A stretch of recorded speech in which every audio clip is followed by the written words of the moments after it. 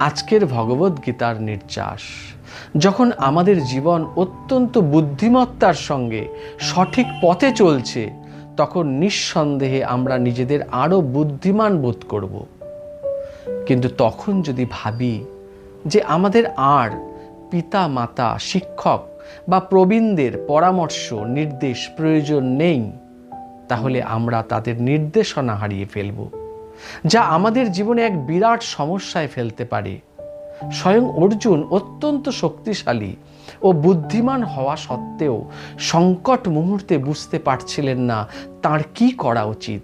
সংকট মুহূর্তে অর্জুন ভগবদ্গীতায় শ্রীকৃষ্ণকে অনুরোধ করলেন, যৎ শ্রেয় স্যাৎ নিশ্চিতম ব্রূহি তন্মে শিষ্যস্তে অহম সাদি মাম ত্বম প্রপন্নম।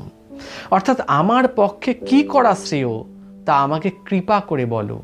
এখন আমি তোমার শিষ্য এবং সর্বতোভাবে তোমার শরণাগত। দয়া করে তুমি আমাকে নির্দেশ দাও। তাই সর্বদা ভগবদ্গীতা, পিতা মাতা, শিক্ষকদের সংস্পর্শে থাকা অত্যন্ত জরুরি। হরে কৃষ্ণ।